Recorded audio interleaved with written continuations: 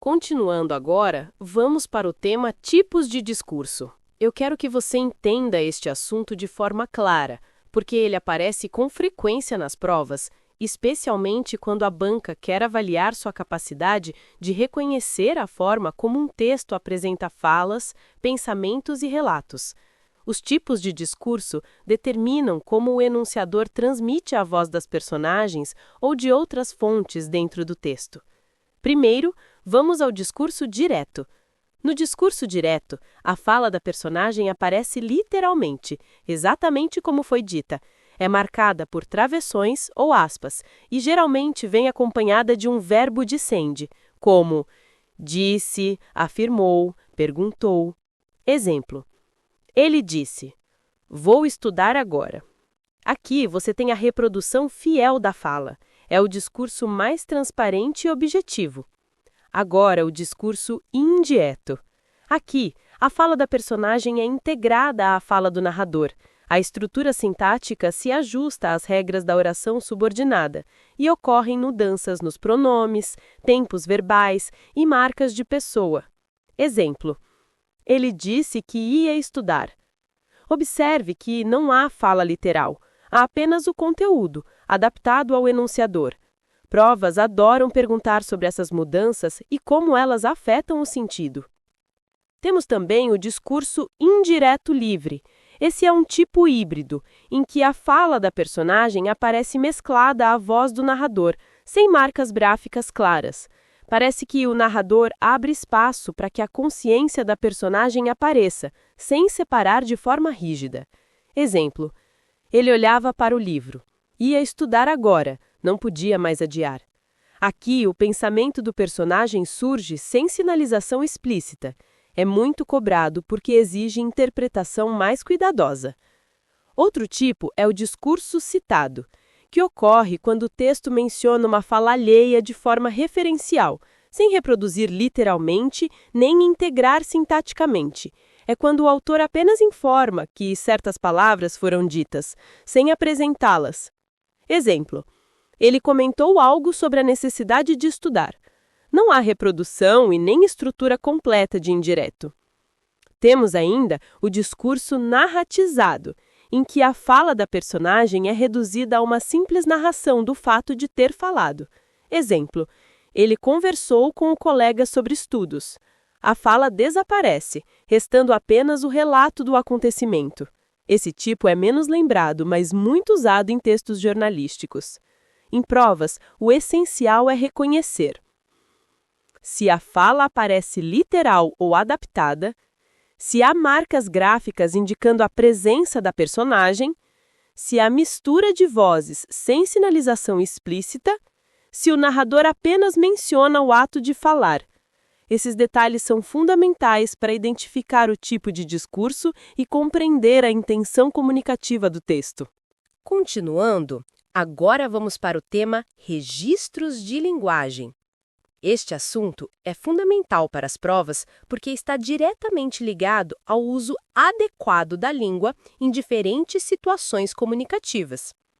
A banca quer saber se você reconhece quando utilizar um registro mais formal, quando utilizar um mais informal e como essas escolhas afetam o sentido do texto. Quando falamos em registros de linguagem, estamos falando de variações no modo de usar a língua conforme o contexto, a intenção, o público e a situação comunicativa. Não existe um registro melhor ou pior, existe o mais adequado para cada situação. Primeiro, vamos ao registro formal. Esse é o registro utilizado em situações que exigem seriedade, precisão e clareza. Aparece em textos acadêmicos, documentos oficiais, provas, comunicados, palestras e ambientes profissionais. Suas características incluem uso da norma culta, vocabulário mais técnico e preciso, construções sintáticas completas e bem organizadas, ausência de gírias, abreviações ou marcas de oralidade. Evita coloquialismos e improvisações. Agora, o registro informal. Esse é o registro espontâneo, usado em conversas cotidianas entre amigos, familiares e em situações descontraídas. É o registro predominante na comunicação oral do dia a dia. Suas características incluem uso de gírias, expressões regionais e marcas de oralidade, frases mais curtas e estruturas menos rígidas, vocabulário simples e próximo do uso comum, possibilidade de elipses, interrupções e repetições, flexibilidade maior em relação às regras da norma culta. Existe também o registro técnico. Esse registro é típico de áreas profissionais específicas. A linguagem é precisa, objetiva e especializada, com termos próprios de cada área. Exemplos incluem textos jurídicos, científicos, engenheirados, médicos e administrativos. Ele exige vocabulário específico e estruturação lógica. Temos ainda o registro literário. Aqui, o objetivo é expressivo, estético e criativo. A linguagem pode ser simbólica, conotativa e elaborada artisticamente. Encontramos esse registro em poemas, romances, contos e outros textos voltados à arte verbal. Ele se afasta tanto da informalidade cotidiana quanto da rigidez formal. E não podemos esquecer do registro coloquial. Apesar de muito parecido com o registro informal, o coloquial é ainda mais espontâneo e marcado pela fala cotidiana. Nele, aparecem expressões populares, entonações típicas e marcas fortes da oralidade. O que a banca costuma cobrar?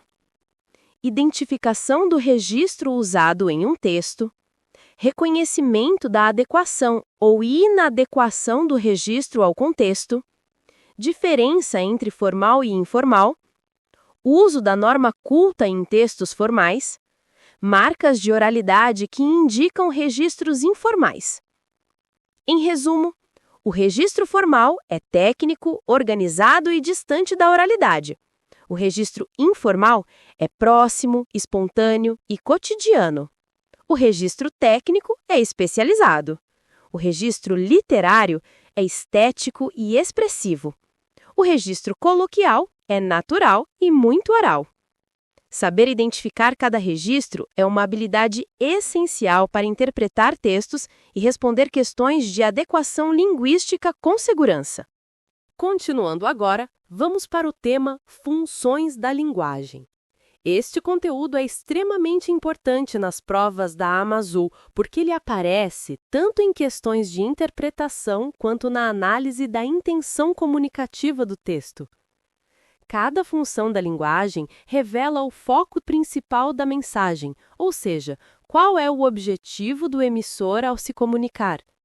A comunicação sempre envolve 6 elementos: emissor, receptor, mensagem, código, canal e contexto.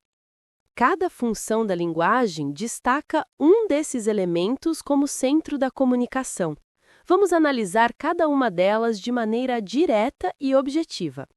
Primeiro, a função referencial, também chamada de função denotativa ou informativa. Seu foco é o contexto, ou seja, a informação transmitida. É comum em notícias, relatórios, artigos científicos, textos didáticos e qualquer situação em que o objetivo seja informar de forma clara e objetiva. Aqui, a linguagem é literal, sem exageros e sem subjetividade. Agora, a função emotiva ou expressiva. Essa função destaca o emissor. O objetivo é transmitir emoções, opiniões, sentimentos e impressões pessoais. É muito comum em cartas pessoais, desabafos, poemas e textos subjetivos. A linguagem é marcada pela primeira pessoa e por forte carga emocional. Seguimos com a função apelativa, também chamada de conativa. Aqui, o foco é o receptor, buscando influenciar, persuadir ou convencer. É comum em propagandas, discursos, editoriais, ordens, pedidos e instruções. A presença do imperativo é muito frequente, assim como construções que chamam a atenção do leitor. Agora, a função fática. O foco aqui é o canal da comunicação. Ela aparece em situações em que o emissor quer apenas manter, abrir ou testar o contato. Exemplos simples são expressões como "Alô, tá me ouvindo? Entendeu? Certo?" São enunciados que não trazem conteúdo informativo real, mas servem para garantir a comunicação.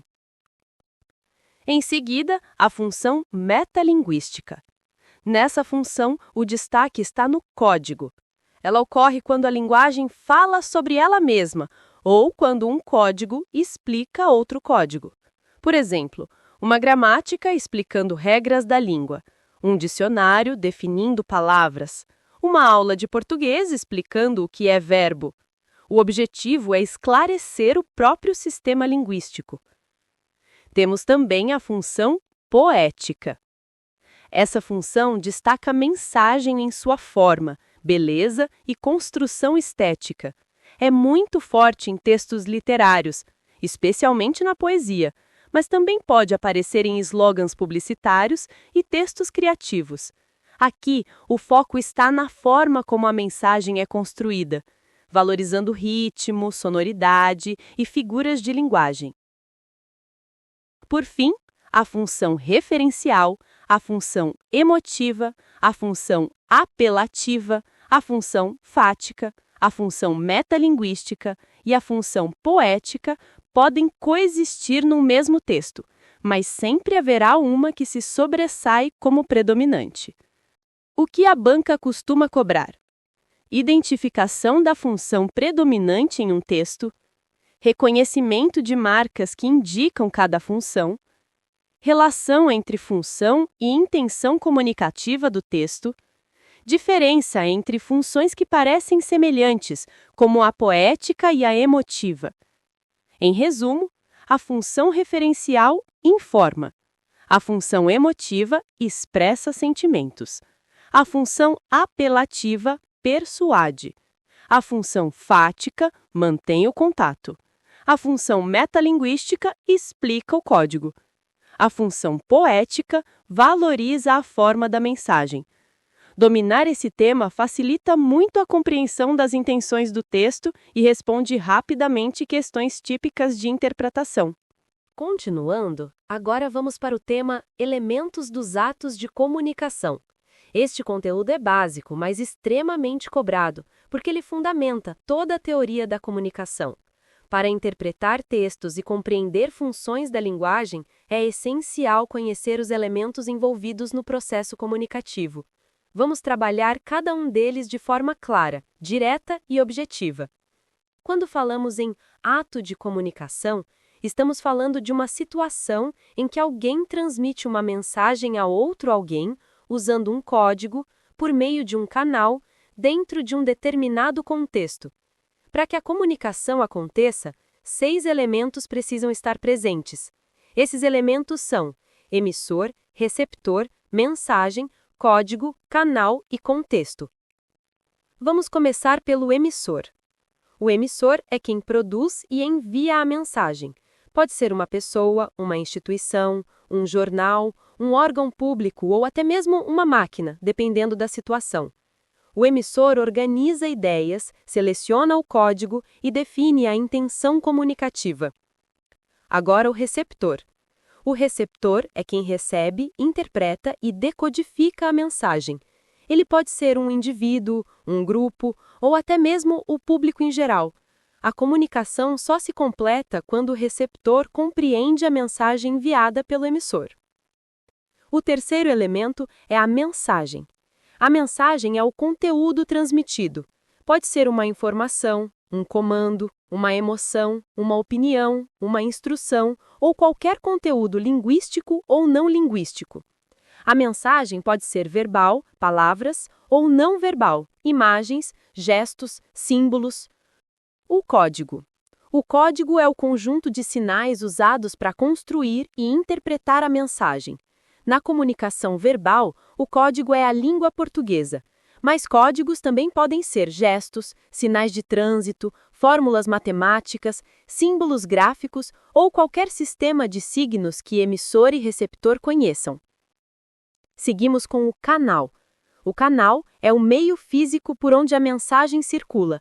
Pode ser a fala, o papel, o ar, a tela do computador, o rádio, a televisão, o celular e assim por diante.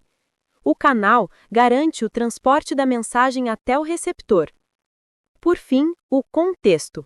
O contexto é a situação, o ambiente ou o assunto a que a mensagem se refere.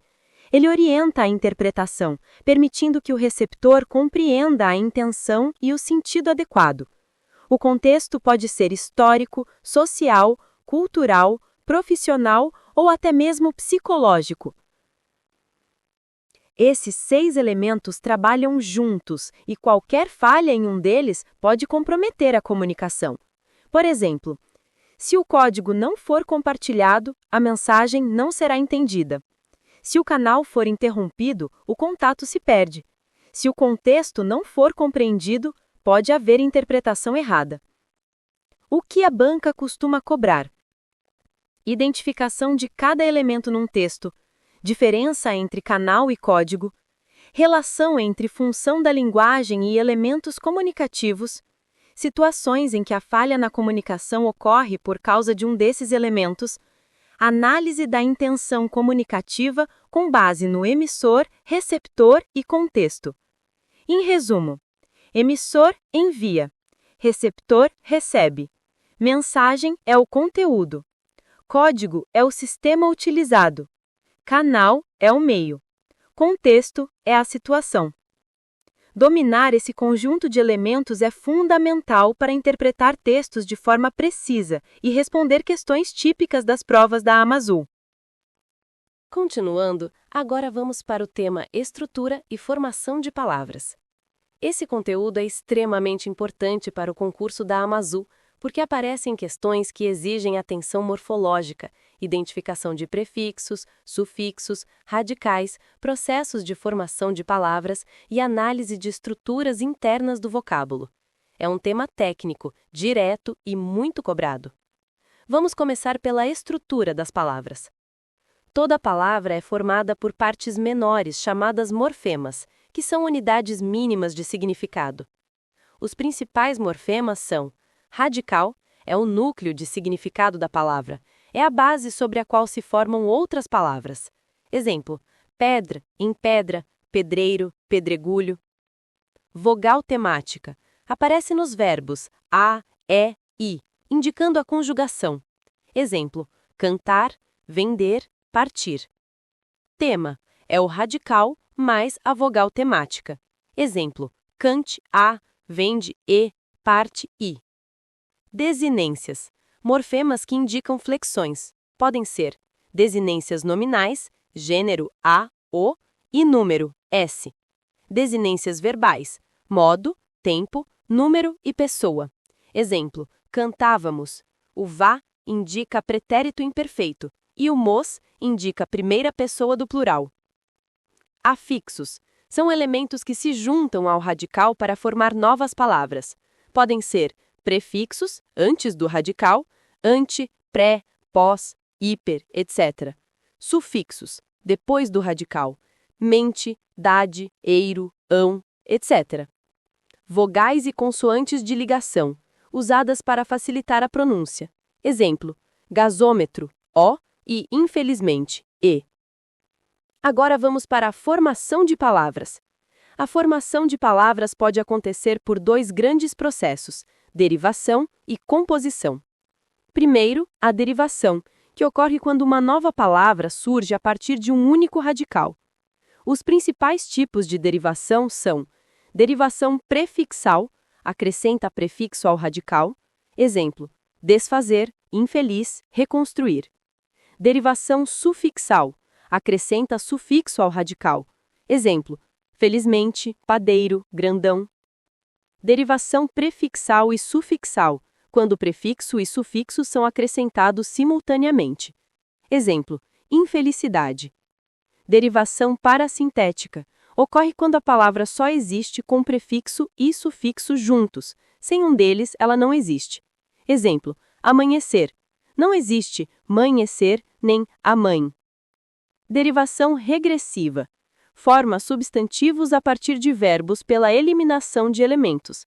Exemplo: pesca a partir de pescar, luta de lutar. Derivação imprópria.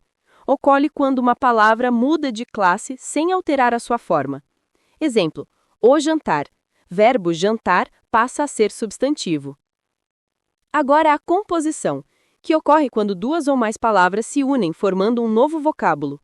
Os principais tipos de composição são composição por justaposição, as palavras se unem sem perda de sons, exemplo, guarda-chuva, passatempo, girassol.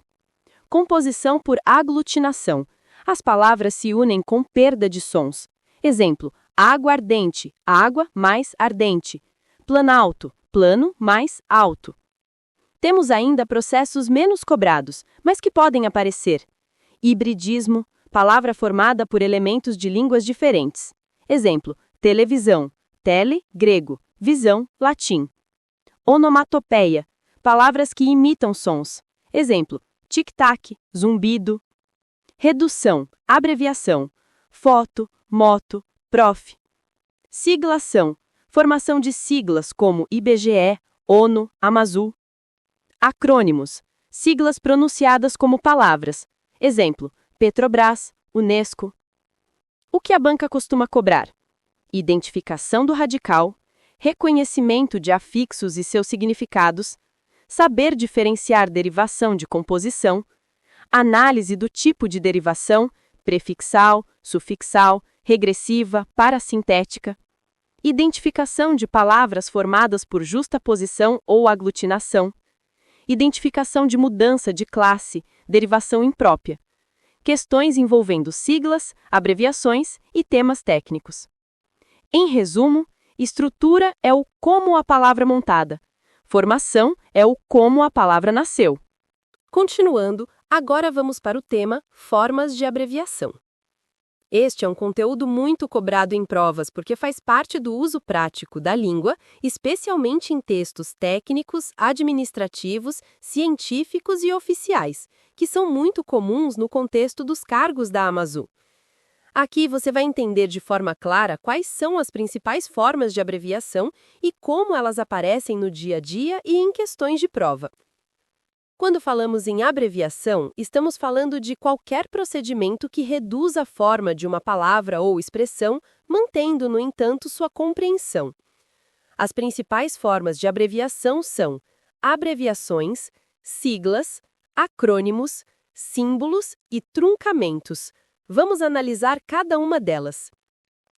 Primeiro, as abreviações tradicionais. São formas reduzidas de palavras, feitas geralmente pela escrita das primeiras letras seguidas de ponto final. São muito usadas em textos formais e documentos. Exemplos: PROF. Professor, DR. Doutor, SR. Senhor, EXMO. Excelentíssimo e AV. Avenida. A prova gosta de cobrar se o ponto final deve ou não ser utilizado e se a forma reduzida está correta. Agora vamos para siglas. A sigla é formada pelas iniciais de uma expressão composta por várias palavras. Pode ser lida letra por letra. Exemplos: IBGE, INSS, ONU e Amazul. As siglas geralmente não têm ponto entre as letras e são escritas em maiúsculas. Algumas podem receber plural com S, dependendo do uso, ONGs, CPFs. Em seguida, os acrônimos. Acrônimo é um tipo especial de sigla que pode ser lida como uma palavra comum. Exemplos: Petrobras, Senai, Unesco e Embrapa. Muitas vezes, a banca pergunta se determinado conjunto de letras é sigla ou acrônimo, e essa diferença é essencial. Agora vamos aos símbolos. Símbolos são representações gráficas convencionadas internacionalmente. Não levam ponto final e não variam no plural. São muito usados em áreas técnicas como física, química e engenharia. Exemplos: M, kg, S, grau Celsius e litro. Por envolver área tecnológica, esse ponto sempre aparece em textos técnicos relacionados aos cargos da Amazon. Temos também os truncamentos, também chamados de abreviações lexicais ou reduções. O truncamento reduz a palavra mantendo apenas uma parte, que passa a ser usada como forma corrente no dia a dia. Exemplos: foto, fotografia; moto, motocicleta; pneu, pneumático; radar, radio detection and ranging; e ônibus, ômnibus. Essas formas deixam de ser consideradas abreviações no uso comum e se tornam palavras plenamente aceitas pela língua. Outra forma importante é a abreviação por contração, quando partes da palavra são suprimidas internamente. Exemplos: LTDA, ponto, limitada; DPTMO, ponto, departamento; e VEXA, ponto, Vossa Excelência. Por fim, existe também a abreviação de expressões, muito comum em textos jurídicos, administrativos e científicos. Exemplos: etc., ponto, etc. P ou página, ponto, página. CF, ponto, conforme. E A.C e D.C, antes e depois de Cristo. O que a banca costuma cobrar? Diferença entre sigla e acrônimo. Forma correta de abreviar termos técnicos, uso ou não de ponto final em abreviações, reconhecimento de símbolos técnicos e científicos, identificação do tipo de abreviação utilizado no texto, correção ortográfica das abreviações. Em resumo, abreviações reduzem palavras, siglas usam iniciais, acrônimos são siglas lidas como palavras. Símbolos representam unidades e conceitos. Truncamentos reduzem palavras e geram novos vocábulos. Dominar esse tema deixa você mais preparado para interpretar textos técnicos e administrativos, além de responder rapidamente questões morfológicas da prova da Amazon. Continuando, agora vamos para o tema classes de palavras, abordando os aspectos morfológicos, sintáticos, semânticos e textuais de cada uma delas, incluindo o uso de modalizadores. Este é um dos conteúdos mais amplos e cobrados em qualquer concurso público, e na Amazon não será diferente. Aqui você vai ver uma explicação organizada e direta, própria para estudo e memorização. Vamos começar compreendendo que classes de palavras são categorias gramaticais que agrupam termos com características semelhantes. Cada classe tem funções específicas quanto à forma, morfologia, ao papel na frase, sintaxe, ao sentido, semântica e ao uso comunicativo, função textual. As classes que vamos estudar são substantivos, adjetivos, artigos, numerais, pronomes, verbos, advérbios, conjunções e interjeições. No final, trataremos também dos modalizadores. Agora, vamos trabalhar classe por classe. Substantivos. Aspecto morfológico. São palavras que nomeiam seres, objetos, sentimentos, ideias, lugares e fenômenos. Podem variar em gênero, número e grau. Aspecto sintático. Exercem funções como sujeito, objeto direto, objeto indireto, complemento nominal, predicativo e adjunto adnominal. Aspecto semântico. Podem ser concretos, abstratos, comuns, próprios, coletivos, primitivos, derivados, simples e compostos. Aspecto textual. Ajudam a construir a coesão referencial, retomando elementos do texto e nomeando conceitos importantes. Adjetivos. Aspecto morfológico. São palavras que qualificam ou caracterizam substantivos. Podem variar em gênero, número e grau, comparativo e superlativo. Aspecto sintático. Funcionam como adjunto adnominal, predicativo do sujeito ou do objeto. Aspecto semântico. Atribuem qualidades, estados e propriedades ao substantivo. Aspecto textual. enriquecem a descrição, sendo usados estrategicamente para criar precisão ou subjetividade, dependendo do tipo de texto. Artigos. Aspecto morfológico. Flexionam-se em gênero e número, classificam-se em definidos, o, a, os, as, e indefinidos, uma, uns, umas. Aspecto sintático. Acompanham o substantivo, determinando-o ou indeterminando-o. Aspecto semântico. Os artigos definidos particularizam, os indefinidos generalizam. Aspecto textual. Ajudam na progressão textual ao introduzir ou retomar informações já conhecidas. Numerais. Aspecto morfológico. Podem ser cardinais, ordinais, fracionários, multiplicativos ou coletivos. Aspecto sintático. Funcionam como adjunto adnominal, núcleo de sujeito ou complemento. Aspecto semântico. Indicam quantidade, ordem, fração, multiplicação ou agrupamento. Aspecto textual. Muito usados em textos técnicos, relatórios e dados numéricos, comuns na área da Amazul. Pronomes. Aspecto morfológico. Dividem-se em pessoais, possessivos, demonstrativos, indefinidos, interrogativos, relativos e de tratamento. Aspecto sintático. Exercem funções como sujeito, objeto, adjunto adnominal, complemento nominal, agente da passiva e conectores, no caso dos relativos. Aspecto semântico. Marcam pessoa do discurso, posse, localização, indeterminação, pergunta e retomada. Aspecto textual. São fundamentais para a coesão referencial, evitando repetições. Verbos. Aspecto morfológico. Variam em modo, tempo, número, pessoa e voz. Podem ser regulares, irregulares, anômalos, defectivos e abundantes. Aspecto sintático. Exercem a função de núcleo do predicado. Determinam a estrutura da oração. Aspecto semântico. Indicam ação, estado, fenômeno ou ocorrência. Também exprimem certeza, dúvida, hipótese e ordem. Aspecto textual.